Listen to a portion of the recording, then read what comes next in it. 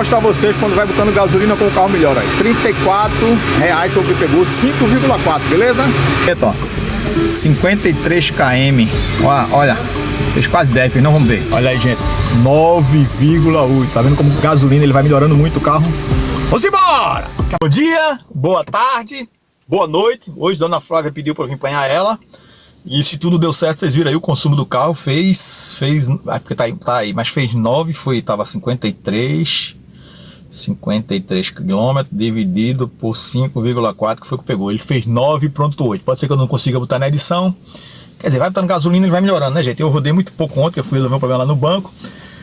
Zé, qual é o nosso assunto hoje? Vamos falar um pouquinho, sei que tem gente que não gosta, mas eu tava ouvindo ontem um especialista falando sobre por que o dólar, né, interfere tanto, mas eu não vou botar nesse especialista, eu vou botar outro especialista, interfere tanto nas nossas decisões, né? A gente precisa ficar muito atento. Então, para você que quer comprar carro ano que vem, segura aí um pouquinho, que eu falo já, tá bom?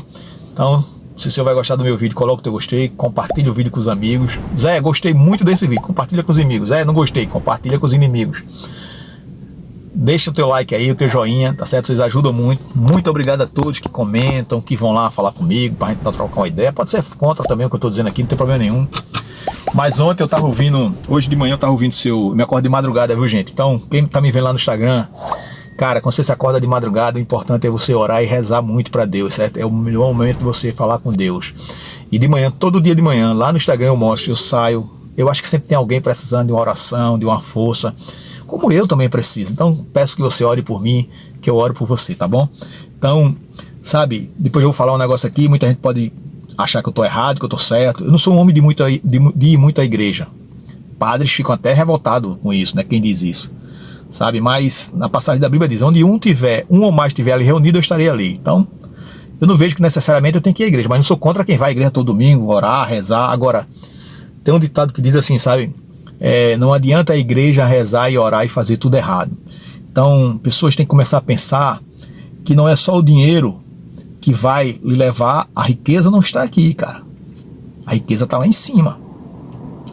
Então, quando o camarada começa a fazer patrocínios ou coisa, tem que começar a pensar e rever, né? Então, eu não vou colocar aqui, gente, o som, porque tem música, mas o vídeo tá lá no Instagram, beleza? Deixa eu baixar logo aqui, porque senão vai entrar som. Que é desse cidadão aqui, que eu respeito muito, ele pode ter alguma coisa controversa, por exemplo, tem um grande, eu sigo um camarada aí que não gosta dele, mas aí o problema é do camarada lá, né?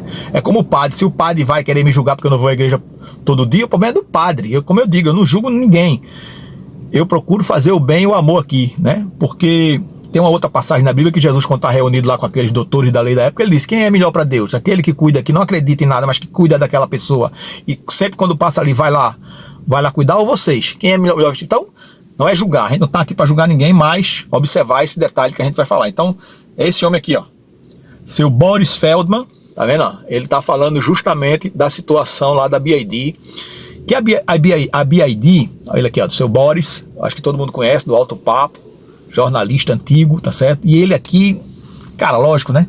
Muito mais experiente que eu, sabe falar melhor do que eu, jornalista, cara, ele foi, até o menino da opinião sincera tá devolvendo o carro, disse que vai devolver, não, vai vender o carro.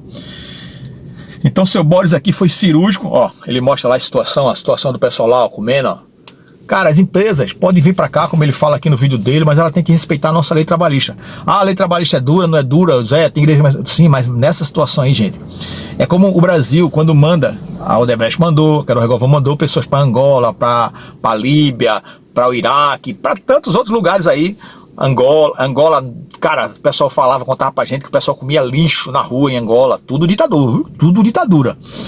Lá é severo, se você roubar diamante você vai preso, prisão perpétua, e as cadeias lá são horríveis, enfim.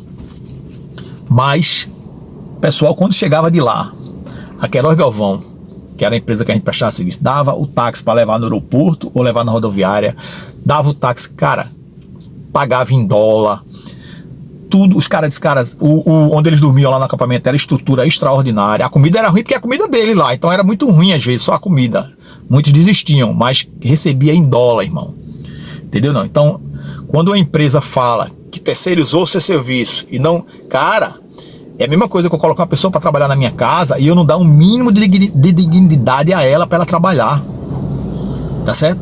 Isso é desumano. Uma pessoa dessa não é de Deus. Pessoas que seguem, ou que coisa assim, Presta atenção no que eu estou dizendo aqui a você, eu não estou julgando você. Você é que vai prestar conta a Deus. Você é que vai prestar conta daquilo que você está fazendo, mas não coloque o dinheiro acima de tudo. O dinheiro não é a coisa mais importante. Eu já disse, não faço propaganda para jogo. E agora eu não quero saber da BYD. Eu jamais vou fazer test drive em carro da BYD. Me arrependo até hoje de ter feito, porque não sabia dessas condições que as pessoas trabalham lá. Eu tenho uma coisa chamada temor a Deus.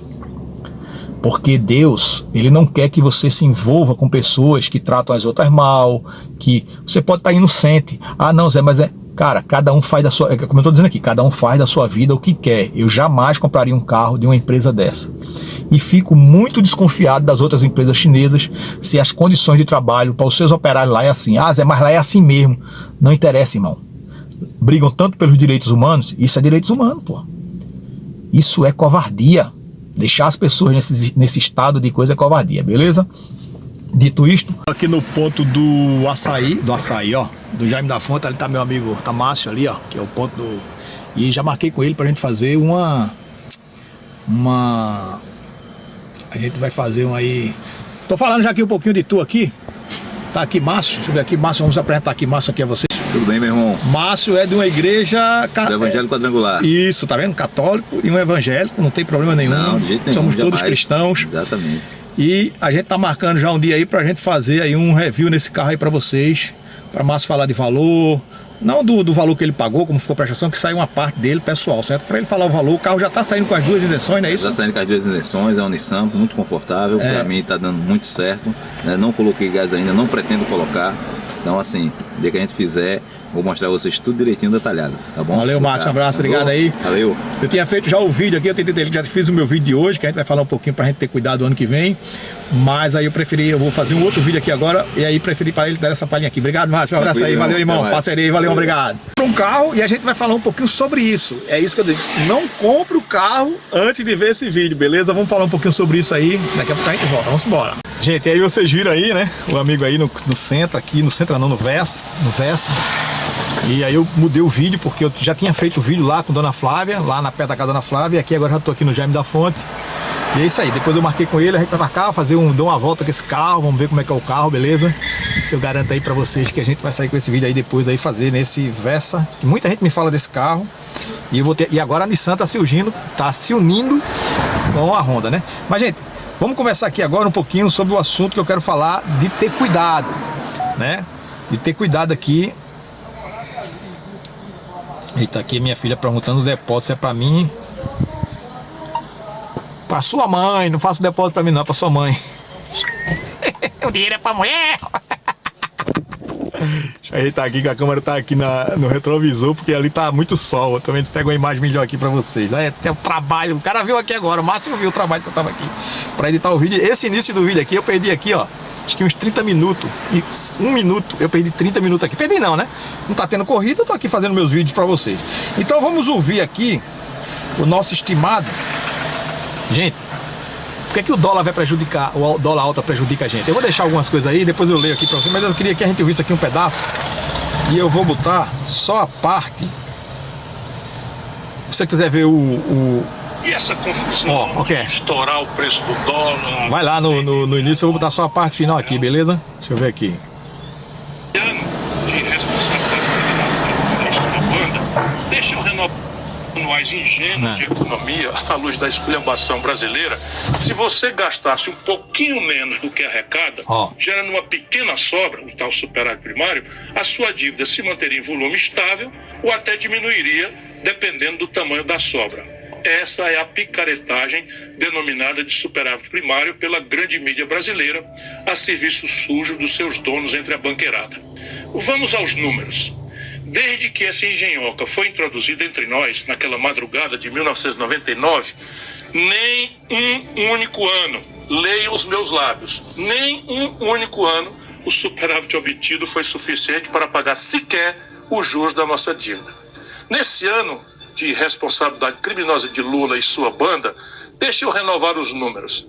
Até novembro último, o Brasil contabilizou na dívida pública 869 bilhões e 300 milhões de reais, apenas no ano da graça de 2024.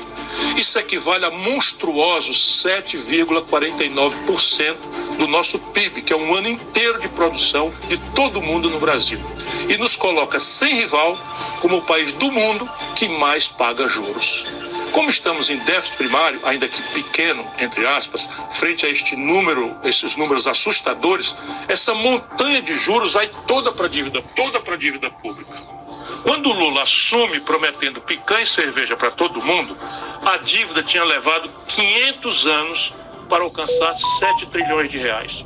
Em apenas 2 anos de irresponsabilidade, a dívida já está em 9 trilhões e 300 bilhões de reais. Subiu 2 trilhões de reais em apenas 2 anos. Ora, ninguém precisa ser economista para entender o que acontece com um devedor que aumenta sua dívida tão velozmente. Os agiotas apertam os prazos, encarecem os custos, ou seja, sobe os juros e coloca o olho na porta de saída. Todos vendo, menos o reacionário Lula e o seu novo banqueiro Galípolo. No curto prazo, comprar dólar é a tal porta de saída.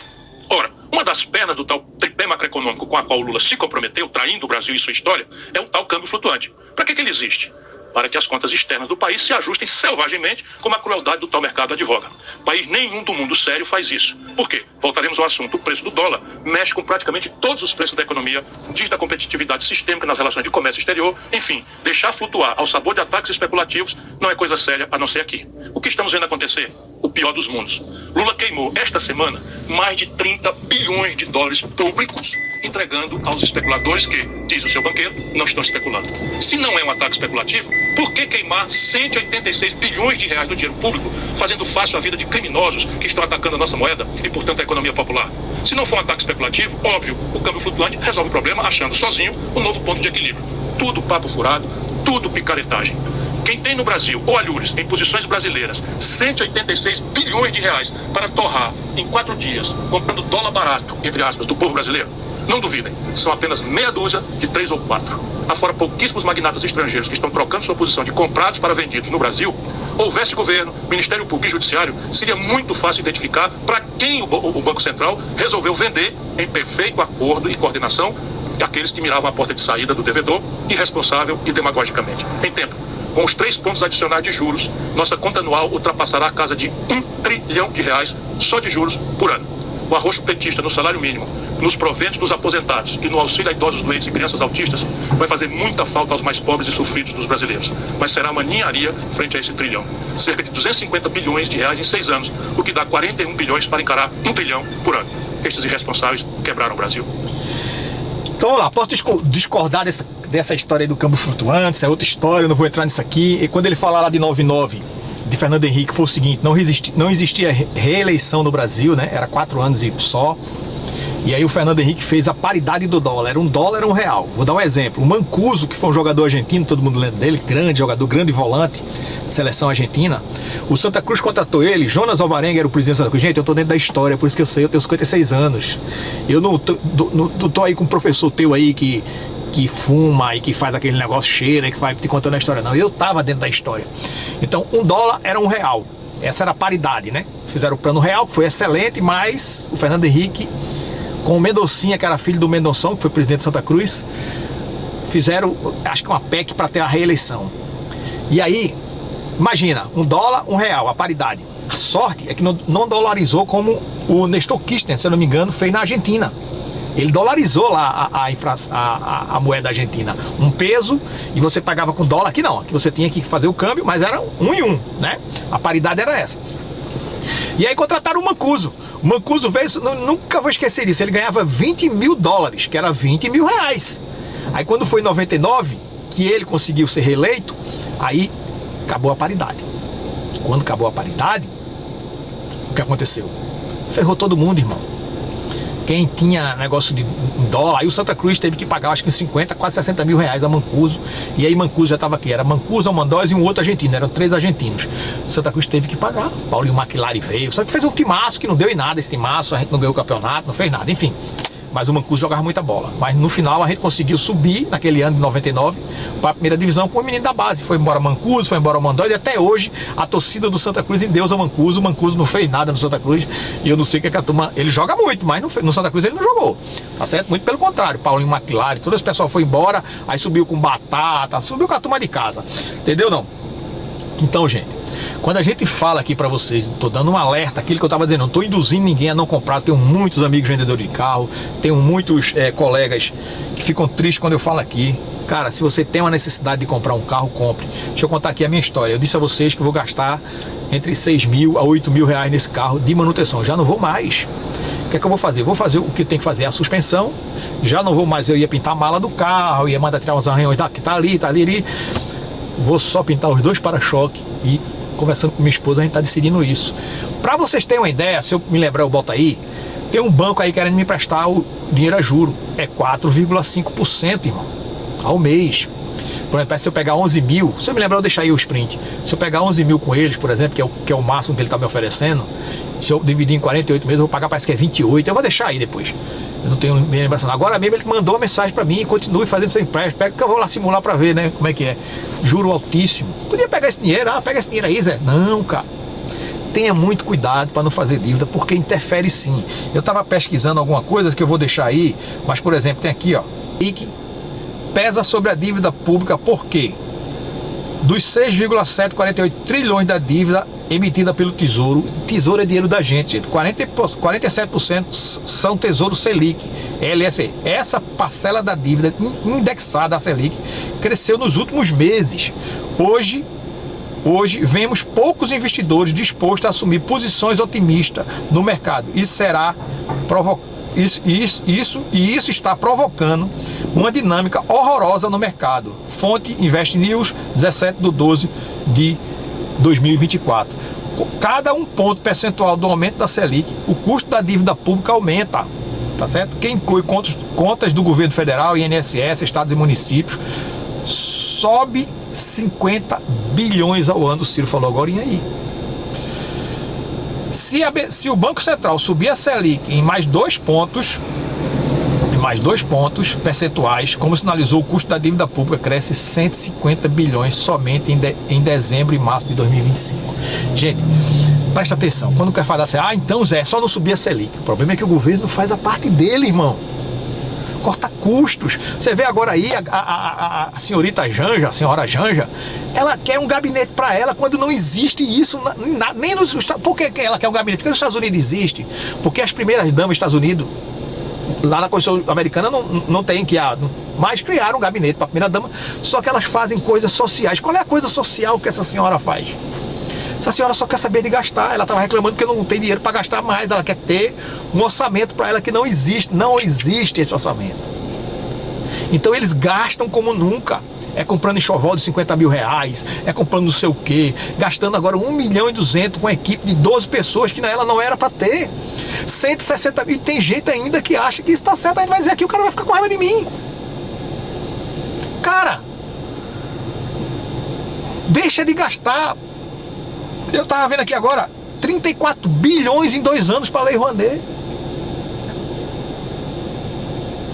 Pensa direitinho, eu sei que eu parei aqui agora. Você tira aqui 34 bilhões daqui. O Ciro falou que aqueles 40 bilhões que eles estão tirando dos aposentados, do BPC e do Bolsa Família, não vai fazer nem costa em relação a 1 trilhão. Mas se tira 34 com 40, já é 70 bilhões, irmão. Queimaram 186 bilhões para segurar o dólar e não estão conseguindo segurar. Então você precisa entender, e esse é o alerta para você, meu colega, meu amigo, tanto de aplicativo como motorista de táxi, estou falando para a gente, para a turma da gente. Muito cuidado, não faça dívida, porque a gente não tem, a gente não é funcionário público federal, a gente não é profissional de carteira de CLT e nem quero ser. A gente depende que as pessoas estejam empregadas para que a gente possa pegar o nosso passageiro. Se o poder de compra das pessoas começar a cair, a prioridade delas é comer. Não vai ser andar de táxi, nem andar de Uber. Então aqui não tem negócio de política. Você pode estar achando, você está com raiva de mim agora. Esse filho aí está falando mal do meu presidente. Dane-se você, seu presidente.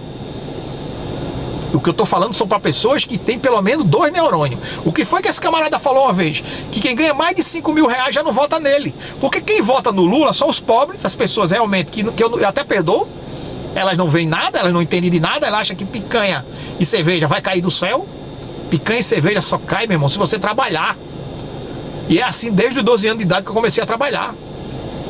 Certo? Ou os ricos que vivem da especulação, como falou o Ciro Gomes aí, Que eu discordo de alguma coisa dele, do campo flutuante, essa coisa, mas deixa pra lá, não quero discutir, porque é muito complicado entender isso. Tá certo? Os ricos, os banqueiros que ganham muito dinheiro, por isso que ele não sobretaxa rico nenhum. Tá certo? Se ele pudesse só os caras que votaram no Bolsonaro, ele faria. Como ele não pode, ele tem que taxar o cara do Bradesco, o cara do Itaú que votou nele, talvez o cara do Santander, né? Os banqueiros, os grandes banqueiros votaram nele. A Faria Lima votou nele aí em São Paulo. Teve a Carta da Democracia, irmão, do amor. O Armínio Fraga fez campanha pra ele, o Henrique Meirelles fez campanha pra ele. Esse pessoal é pobre, são bilionários. O pessoal do STF, que é tudo milionário, como eu não sei, votou nele. Os 9 juízes votaram nele. E essas pessoas são pobres ou são ricas? Agora, classe média pra cá, ontem eu levei uma senhora, ontem, que não foi Dona Flávia, mas ontem eu levei uma senhora que é funcionária pública, que ela disse, moço, os meus amigos são iludidos demais. Mas a gente passou muito tempo sem aumento, ele não dava aumento pra gente. Então nem da base dele que ele defende, que são os pobres e os funcionários públicos, ele dá aumento, irmão. Porque ele vive numa casta que ele acha que tem que gastar dinheiro e viver como um rei. Porque é assim que esse cara vive desde que ele entrou na política sindical. Todos os sindicalistas, todos, eu vou tirar aqui uma exceção ou outra, mas a regra é viver na mordomia. Sindicalista vive na mordomia, você tira aí um ou outro que economiza o dinheiro do sindicato. Essa é a verdade, irmão. Doa quem doer. Então, como o último vídeo do ano, eu estou fazendo um alerta. Não faça dívida para o ano que vem, 2025 e principalmente 2026. Que aí é que eles vão torrar dinheiro mesmo, porque ele precisa da reeleição. Se ele não for impeachment, que eu acho que não vai ser, mas a situação dele é tão ruim que é pior do que a Dilma. Cara, ele está sendo pior do que a Dilma. Ele está sendo pior do que a pandemia, irmão. Tu imagina a situação. Não é eu que estou falando, não, são os economistas que estão do lado que votaram nele, estão dizendo que a situação é pior do que na época da pandemia. E que jogaram a culpa tudo no outro. Então a alta do dólar, o culpado é ele. Pelo design. Vou dizer mais uma vez, pela última vez. Quer ver ele baixar esse dólar? Ele pode até não fazer, mentir como ele mente o tempo todo. Dizer assim, ó, vou mandar para o Congresso uma proposta. O cara tá pensando que eu sou maluco ali. O cara tá rindo lá. Vou mandar para o Congresso uma proposta de as empresas públicas que estão dando prejuízo da gente privatizar. Diminuição de 40 ministérios, 39 para 22. E corte de gasto aqui. Cara, o dólar cai no outro dia e a bolsa sobe. Simples assim. Não sei se o mercado vai acreditar nele, porque sabe que ele mente muito, né? Ele disse que plantou em 2026 para colher em 2024. Agora ele plantou em 2024 para colher em 2025. Lembra que ele falou isso? Lembra que ele falou que não colocaria amigo no STF? Não colocou amigo, não. Colocou advogado dele e o comunista. Ele falou isso no debate. Ele mente o tempo todo, cara. Ele disse isso numa entrevista uma vez. Cara, a gente saía mentindo, dizendo que o Brasil tinha 40 milhões, não sei quantos milhões de clientes. O Jaime Lerner, que foi prefeito lá de Curitiba, disse, Lula não pode, se tivesse... Um dia desse a ministra deles que tinha 120 milhões de pessoas passando fome no Brasil, um dia ele tinha 30 milhões, aí disse agora que já tirou 24 milhões da fome. Tinha 30, agora só tem 6, cara. Mas vocês acreditam fazer o quê? Então como é que eu vou confiar num país onde o cara fica mentindo o tempo todo, irmão? Porque nasceu para se dar bem na vida. Infelizmente aqui de Pernambuco, de Garanhuns, é um nordestino, como a gente diz aqui, cabra safado, né?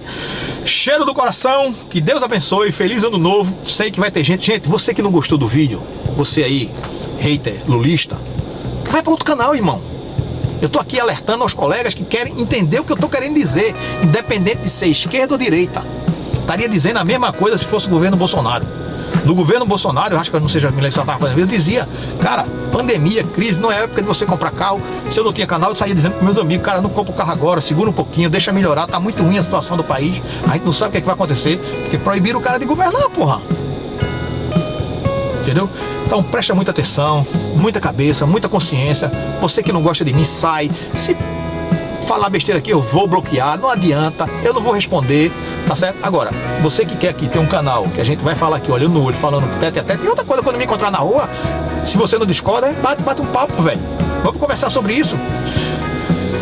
Eu podia falar aqui uma coisa, eu vejo muita gente, cara, você apoia pessoas que são contra gays, que são contra um bocado de coisa, que apoiam ditaduras. Chega no Irã pra dizer que tu é gay, por exemplo, essas pessoas apoiam o Irã. E você gay tá aí, vai lá no Irã dizer que é gay pra tu ver o que acontece. Entra na Palestina lá com aqueles caras, aquele maluco lá, do Hamas, diz que é gay pra tu ver o que acontece. Enquanto Israel, que você não defende, tem muçulmano, cristão, gay, branco, preto, azul, não tem distinção, porque nós não temos que ter distinção de raça, de sexo com ninguém. A gente tem que respeitar todo mundo e amar todos, porque somos todos filhos de Deus. E quem decide quem tá certo ou quem tá errado não é eu, nem é você, não é padre, não é pastor, não é o cara da Umbanda, não é o Espírito, é Deus que vai lhe perdoar e vai lhe dar o reino eterno, tá certo? Gente, cheio no coração, que Deus abençoe a todos. Feliz ano novo. Sei que vai ter problema no vídeo, mas é assim mesmo. Ou a gente se posiciona, ou a gente fica aí covardemente escondido só para querer ganhar dinheiro. Eu não tô aqui só para isso, eu tô aqui para dar a minha opinião, aliás, o meu ponto de vista, e você respeita se você quiser, beleza? Cheio no coração, que Deus abençoe a todos. Um abraço!